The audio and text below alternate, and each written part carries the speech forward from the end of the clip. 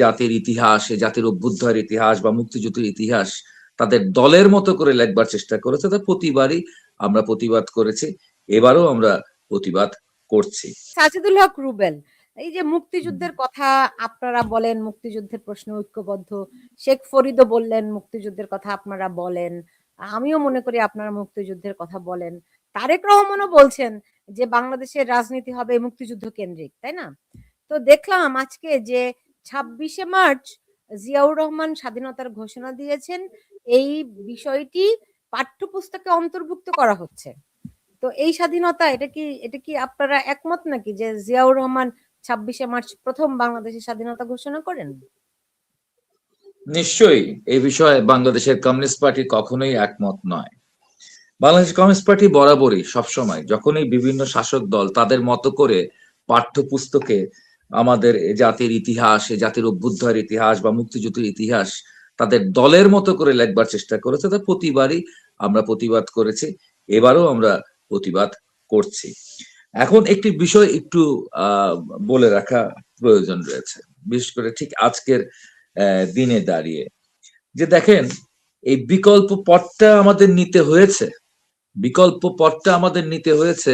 মুক্তিযুদ্ধের প্রশ্নেই বিকল্প পথটা নিতে হয়েছে। এই মুক্তিযুদ্ধের এই যে সংবিধান, এটা এই পরাজিত শক্তির, ৭১-এর পরাজিত শক্তিদের কাছে এত বেশি অ্যালার্জিক কেন? এখানে তো কোথাও মুজিববাদ শব্দটি নাই, কিন্তু এখানে একটি শব্দ আছে, সমাজতন্ত্র শব্দ আছে, এখানে শব্দ আছে, ধর্মনিরপেক্ষতার শব্দ আছে, এখানে গণতন্ত্রের শব্দ আছে, এখানে জাতীয়তাবাদের শব্দ রয়েছে। যেই বিষয়গুলোকে আমরা দেখি, এটা শুধু আওয়ামী লীগের একার দোষ না ভাই। এদেশে গত ৫৪ বছরে যারা যারা লঙ্কায় গিয়েছে তারা সবাই রাবণ হয়েছে আর কি। এবং কি আমাদের মেনন ভাই, ইনু ভাই, দিলীপ বড়ুয়া, ওনারাও তো বামপন্থী ছিলেন, ওনারাও আমাদের সাথে বিকল্প তৈরির, বাম বিকল্প সরকারের স্বপ্ন দেখিয়েছেন। আমরা তখন ছাত্র নেতারা ছিলাম, তখন তারা হচ্ছে গিয়ে জাতীয় নেতা ছিল, তো আমাদেরকে তারা স্বপ্ন দেখিয়েছিল, 11 দলের স্বপ্ন দেখিয়েছিল, বাম গণতান্ত্রিক ফ্রন্টের স্বপ্ন দেখিয়েছিল, কিন্তু সেই স্বপ্নগুলো মাঝপথে রেখে দিয়ে তারা খুব শর্টকাটে ক্ষমতার মসনদের কাছাকাছি চলে যায়, মন্ত্রী এমপি হয়ে চলে যায় আর কি। ফলে বামপন্থার রাজনীতিটা দুর্বল হয়ে যায়। বামপন্থার রাজনীতিতে তেজস্বিতার কথা বলেছেন না, সেই জায়গায় তারা অনেকটা ভেঙে চুরে ওখানে চলে যায়। কি হয়েছে? চলে যায়, না পেরেছে বাংলাদেশকে মুক্তিযুদ্ধের পক্ষে রাখতে। ফলে এই পাঠ্যপুস্তক থেকে ধর্মনিরপেক্ষ লেখকদের লেখা, অসাম্প্রদায়িক লেখকদের লেখা বা অমুসলিম লেখকদের লেখাও তো হচ্ছে গিয়ে আমরা দেখেছি পাঠ্যপুস্তক থেকে বাদ পড়ে গেছে। হেফাজতের দাবিতেই শেখ হাসিনার আমলেও তো পাঠ্যপুস্তকে এই পরিবর্তনটা ঘটনা হয়েছিল, এই সাম্প্রদায়িকীকরণটা করা হয়েছে। ফলে এদের কাছে যে আত্মসমর্পণ, এদের কাছে কখনো আত্মসমর্পণ করেছে বিএনপি, একটু বেশি করেছে, আর একটু কম করলেও আওয়ামী লীগও করেছে। এই যে আত্মসমর্পণ করা, আবার ওই যে দেখেন যে আমেরিকার একটা বিশাল ভালো অবদান ছিল আপনাদের এই আমাদের এই অভ্যুত্থানের অন্তরালে আর কি, যেটা আজকেও এনসিপির গতকাল এনসিপির নেতৃবৃন্দ দেখা করেছেন মার্কিন দূতাবাসের সাথে, এবং তারা সেখানে যারা কনভিন্স করার চেষ্টা করেছেন যে তারা যে এনসিপি জামাত জোট গঠন করেছে সেই জোটটি আসলে সেরকম কোনো জোট না, বা সেই জোটটা কেন করেছে তার জবাবদিহিতা তাদের কাছে তারা করে এসছে আর কি মার্কিন দূতাবাসে। কেন সেই জবাবদিহিতা করে আসলো? কারণ এই এনসিপি যে নতুন রাজনৈতিক বন্দোবস্তের কথা বলতেছে, সেই বন্দোবস্তটা আসলে পুরনো বন্দোবস্ত, যেই বন্দোবস্তটা শুরু হয়েছিল 1975 সালের পর থেকে। খন্দকার মোস্তাকের হাত দিয়ে একটা নতুন রাজনৈতিক বন্দোবস্ত শুরু হয়েছিল, যেটা প্রায় 50 বছর 51 বছরের পুরনো বন্দোবস্ত। সেই বন্দোবস্তটার মধ্যেই কিন্তু হচ্ছে পরবর্তীতে বিএনপি হারছে, বিএনপির জন্ম হয়েছে, বিএনপি হারছে, এরশাদ হারছে। ইভেন কি 96 সালে 21 বছর পরে আওয়ামী লীগ ক্ষমতায় আসে, তারাও সেই বন্দোবস্ত ভাঙে নাই। তারা যখন সেই বন্দোবস্ত ভাঙে নাই, ওই আমেরিকা, যে আমেরিকা বাংলাদেশের স্বাধীনতাকে দুমড়ে মুচড়ে শেষ করে দেওয়ার জন্য সপ্তম নৌবহর পাঠিয়েছিল, এই হলো সেই আমেরিকা। এই আমেরিকা, এই মার্কিন সাম্রাজ্যবাদেরই পাপেট হচ্ছে আমাদের মহান এই নোবেল লরিয়েট সাহেব। ঠিক আছে, তিনি দেখেন কোনো কিছুতেই খেপেন না, কোনো কিছুতেই রাগ করেন না, কোনো কিছুতেই তিনি হচ্ছে জোরদার করেন না, খালি একটা ব্যাপারে তিনি খুব রিজিট, তাহলে বাংলাদেশের বন্দর দিয়ে দিতে হবে বিদেশিদের কাছে, বিদেশিদের কাছে দিতে। তো যেমন আমার আপনারা তো ছোট্ট ছেলে ক্লাস 7-এ পড়ে, আমার ভেনেজুয়েলা ছেলে প্রশ্ন করলো আমাকে যে বাবা আমাদের তো তেল নাই, আমাদের তেল নাই, তাই আমাদের দেশ আমেরিকা কখনো ইয়া করবে না, কি ভেনেজুয়েলার মতো করবে না। আমি বললাম না রে বাবা, আমাদের প্রচুর গ্যাস আছে, আর ওই বঙ্গোপসাগরের তলায় আমাদের প্রচুর সম্পদ আছে। কয়, তাহলে আমাদের দেশ ওরা এরকম করে না কেন? আমি বলি, কে বলছে করে না? ওরা করে, ওরা করে, কিন্তু অত কঠিন ভাবে করতে হয় না আর কি।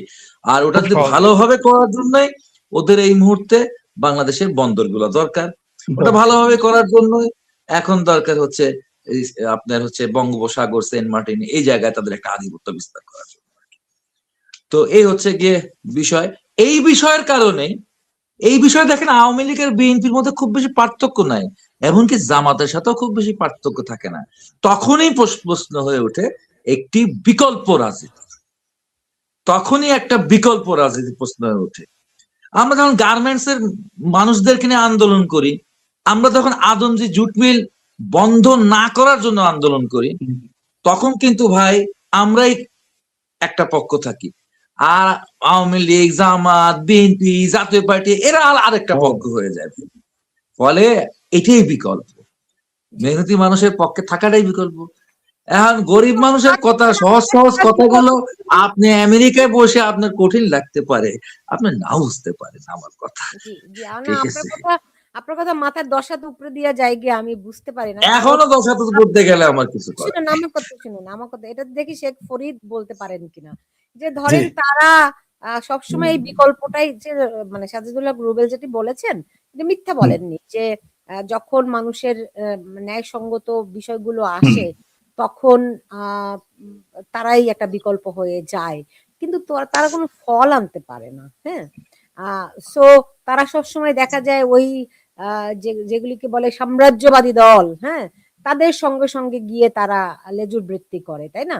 তো এখনো তারা দেখছি যে তারেক রহমানের সঙ্গে জোটবদ্ধ করছেন, এর আগে তারা আওয়ামী লীগের সঙ্গে না, জোটবদ্ধ। আমরা তারেক রহমানের সাথে জোটবদ্ধ হচ্ছি না, হইনি, আচ্ছা, জোটবদ্ধ হচ্ছিও না, আচ্ছা, একটা হইও নাই। ওকে, আপনারা একটা নির্বাচনী জোট করেছেন, হ্যাঁ, এবং তার সঙ্গে সঙ্গে আবার তারেক রহমানের আনুকূল্য পাওয়ারও নানান রকম চেষ্টা আপনাদের আছে। এই একতরফা নির্বাচনে শেখ ফরিদ এরা কেন সেইরকম একটা বিকল্প হইতে পারলো না, যেখানে তারা বলতে পারবে যে না, এটা একটা একতরফা নির্বাচন, সব দলের সমান অংশগ্রহণ থাকা দরকার। সেই বিকল্পটি তো তারা হতে পারলো না। তার মানে কি তারা এখানে আত্মসমর্পণ করলো? আমি এটাকে আত্মসমর্পণ বলতে চাচ্ছি না, কিন্তু এটা তাদের ব্যর্থতা মনে করি, মানে আমি ব্যক্তিগতভাবে। আর আপনি যেটা বললেন যে তারা এইভাবে কেন তারা প্রতিবার সুফলটা ভোগ করতে পারে না, বা প্রতিবার তাদের হাত থেকে কেন চলে যায়, কোনো সন্দেহ নাই এটা বাম রাজনীতিবিদদের ব্যর্থতা আছে, কিন্তু আন্তর্জাতিক ষড়যন্ত্র বলতেও একটা কথা আছে। আপনি যদি বলেন যে শুধু জনপ্রিয়তা বা লোক বেশি থাকলে ক্ষমতায় থাকা যাবে, তাহলে ভেনেজুয়েলার প্রেসিডেন্ট থাকতে পারতেন। তিনি 2 টার্ম ক্ষমতায় ছিলেন এবং পরেও তিনি ইলেকশন করেছেন। এখন তার নির্বাচনের বিতর্ক থাকতে পারে, আমেরিকান বিতর্ক, সেটা আলাদা বিষয়। এই ব্যাপারে কমরেড জসিমউদ্দিন মন্ডল একটা সুন্দর কথা বলতেন, যে তৃতীয় বিশ্বের যারা নেতা, তারা IMF এবং ওয়ার্ল্ড ব্যাংকের বাইরে টু শব্দটি করতে পারবে না, যদি করে ক্ষমতায় থাকতে পারবে না। আমরা কিন্তু সেটা দেখলাম শেখ হাসিনার বেলায়। শেখ হাসিনা কিন্তু তিনি ক্ষমতাচ্যুত হওয়ার আগেই বলেছিলেন যে একটি দেশ, একটি সাদা চামড়ার দেশ আমার কাছে বন্দর চেয়েছে, আমার কাছে এই সুবিধা চেয়েছে, আমার কাছে ওই সুবিধা চেয়েছে, ইত্যাদি ইত্যাদি। তিনি যে অভিযোগগুলো করেছেন, আমরা কমরেড রুবেল সাহেবের সেই কথার মধ্যে কিন্তু প্রতিধ্বনি পাই। এই মুহূর্তে কিন্তু এই বন্দর, ডক্টর ইউনূস কিন্তু বন্দর দেওয়ার ব্যাপারে খুব তড়িঘড়ি। আপনি দেখবেন ডক্টর ইউনূস যেমন তড়িঘড়ি করে তার 666 কোটি টাকা মাফ করাইছে, 29 সাল পর্যন্ত তার ব্যবসা বাণিজ্য উইদাউট ট্যাক্সে করবে বলেছে, খাজনাপাতি নাই, কিচ্ছু নাই, মানে সব তার মামার বাড়ির আবদার। পাশাপাশি তিনি আদম ব্যাপারে লাইসেন্স করেছেন, আর যে কাজটা তারপরে সুন্দরভাবে তিনি সুচারুরূপে সম্পন্ন করেছেন সেটা হলো আমাদের বন্দর। আপনি ইতিমধ্যে জেনে থাকবেন যে আমেরিকার সাথে যে চুক্তি হয়েছে সেখান থেকে নাকি আন্ডা আনবে। আচ্ছা, আমেরিকা থেকে আন্ডা আনতে আনতে তো বাচ্চা হয়ে, মুরগির বাচ্চা না, এগুলো মোটামুটি বড় হয়ে যাবে, আন্ডা আসবে কিভাবে? আর যদি সে আমেরিকা থেকে, আপনাদের আমেরিকা থেকে আন্ডা বাংলাদেশে আসে, সে আন্ডা তো আর আন্ডা থাকবে না। মানে এইরকম বুদ্ধি আমরা মনে করেছিলাম একজন ডক্টরেট এসেছে, তাও আবার অর্থনীতিবিদ, অর্থনীতি প্রফেসর, কি সুন্দর ভাবে তিনি এনজিও করে কত ইনকাম করলেন। আমরা বলছি বাংলাদেশের একেবারে অর্থনীতির স্বর্ণকাল চলে আসবে, কিন্তু আমরা উল্টা দেখতেছি আমেরিকা থেকে আন্ডা আসবে, চাল আসবে, সিঙ্গাপুর থেকে চাল আসবে, দুবাই থেকে চাল আসবে, কয়দিন পরে শুনবে যে চাল সৌদি আরব থেকে আনবে। এরকম না হইলে হয়, যেখানে কোনোদিনই চাল উৎপাদন হয় না, ভবিষ্যতে সম্ভাবনা নাই। ওই মিডিল ইস্টে একমাত্র ইসরায়েল ছাড়া পৃথিবীর কোন ওই অঞ্চলে কোথাও চাল, গম এগুলো উৎপাদন হবে না, চাল উৎপাদন অন্তত হবে না।